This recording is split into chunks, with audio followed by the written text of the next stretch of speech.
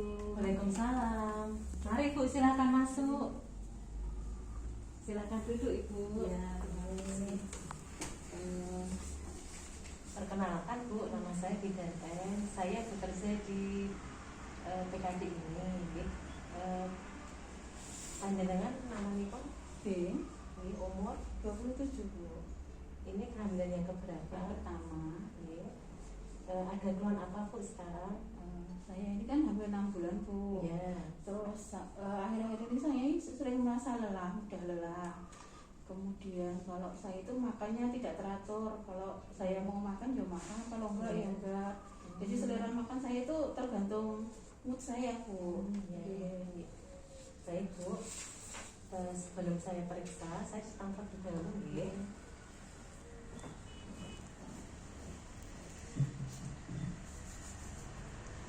Mari Bu, silakan masuk, saya periksa.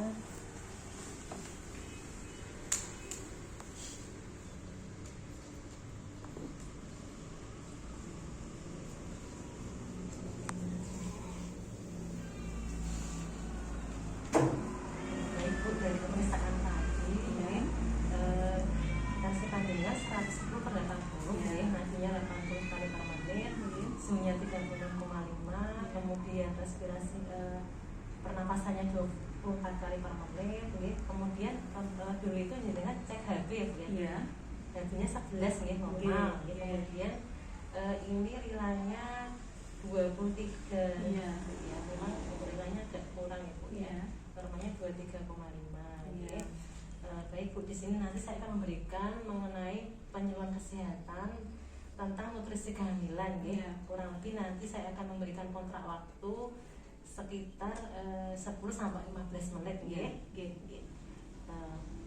nanti panjang sudah siap Bu? Sudah siap. Oke. Sebelumnya Bu pernah mendengar penjelasan atau informasi mengenai kebutuhan zat gizi pada ibu hamil? Belum itu Bu. Belum pernah ya Bu ya. Baiklah nanti di sini saya akan memberikan penjelasan kesehatan mengenai nutrisi kehamilan Pemenuhan nutrisi bagi ibu hamil itu sangat penting ya Bu ya, terutama untuk apa sih Bu?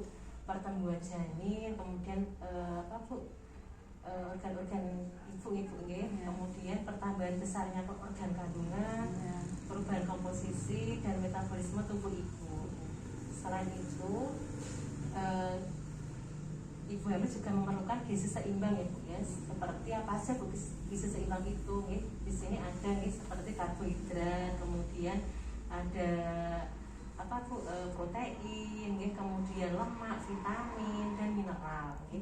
Nah, kebutuhan nutrisi energi selama kehamilan itu kita memerlukan kurang lebih tambahan sekitar kurang lebih 300 kalori per harinya atau 15%, terutama pada trimester 2 dan trimester 3 Ini panjangnya sudah masuk di trimester kedua ya Bu ya.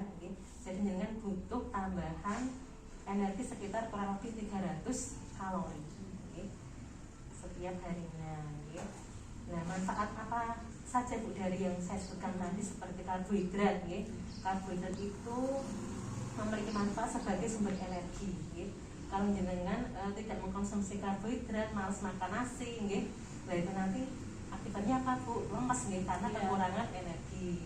Nah, karbohidrat itu bisa kita konsumsi dari apa saja sumbernya, seperti gandum, kemudian beras, kentang, kemudian singkong, ubi jalar, jagung, sagu dan banyak macamnya. Jadi bervariasi, tidak hanya monoton dari nasi saja. Kalau jenengan malas makan nasi, bisa divariasi dari yang lain.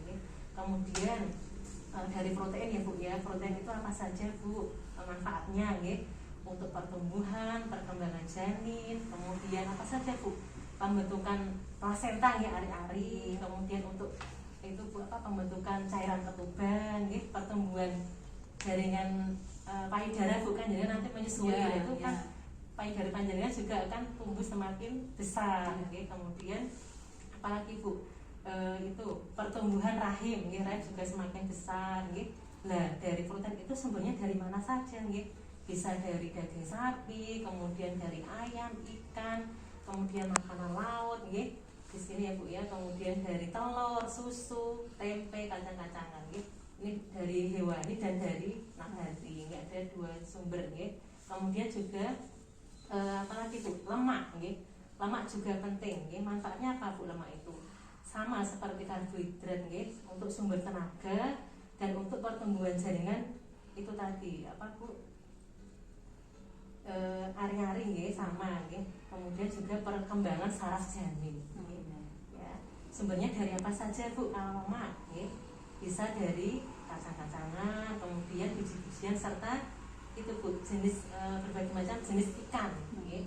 Itu kalau tidak alergi monggo bisa konsumsi ikan nggih. Kemudian sumber yang penting lagi adalah dari kebutuhan vitamin, yaitu mineral. Nah, vitamin itu meliputi apa saja Bu? Vitamin A, kemudian B, C, D nggih. Nah, jenis mineral apa saja? Bisa dari kalsium, dari fosfor, kemudian Fe, zinc dan asam folat. Nah, itu bisa didapatkan dari itu tadi Bu, dari berbagai macam makanan yang saya sebutkan tadi. Itu sudah ada sumber vitamin dan mineral nggih. Kemudian selain itu tadi, kebutuhan cairan juga tidak kalah penting nggih. Kenapa Bu? Karena apa? Untuk mencegah dehidrasi dan mencegah jenengan sembelit ya. Biasanya kan kalau hamil itu sering mengalami yang namanya sembelit. Lah itu kita itu antisipasi dengan mengkonsumsi cairan yang cukup ya. Kebutuhannya minimal berapa sehari? 2,5 sampai 3 liter ya. Banyak gitu karena kita wanita hamil lebih banyak dari wanita normal ya. Kemudian apa Bu kalau jenengan kekurangan nutrisi tadi, apa ada akibatnya? Ada Bu ya. Kalau kita kekurangan nutrisi tadi nanti bisa menyebabkan itu tadi apa Bu? Bayi lahir prematur, kemudian lahir meninggal, keguguran, kemudian cacat bawaan dan berat badan lahir rendah. Ya. Kemudian apabila ibunya kurang nutrisi juga bisa menyebabkan anemia atau kurang darah. Kemudian penurunan daya tahan tubuh, ibunya gampang sakit, gampang terkena batuk pilek. Kemudian nanti bisa terjadi yang namanya perdarahan pada waktu hamil, bisa perdarahan. Kemudian pas persanya juga bisa terjadi perdarahan. Nah kemudian selain itu jenengan juga harus memperhatikan biar nutrisi yang kita serap itu bisa maksimal, itu harus benar cara mengolah dan menyajikan, tidak asal mengolah saja Ibu. Nah kita harus memilih bahan makanan yang segar, jangan yang apa sudah layu, beda ya, beda. Nanti kandungan masuk kulkas sudah beberapa hari baru dimasak, itu nanti kandungan nutrisinya sudah beda, Kemudian jangan merendam sayuran yang sudah dipotong, pun dipotong-potong baru direndam, nanti vitaminnya akan larut dalam air, Kemudian agar vitamin B dan C tidak larut ya Bu ya, selalu gunakan peralatan masak juga yang harus bersih ya Bu ya, biar tidak terkontaminasi oleh bakteri, Kemudian cara masaknya harus diperhatikan, jangan direbus terlalu lama.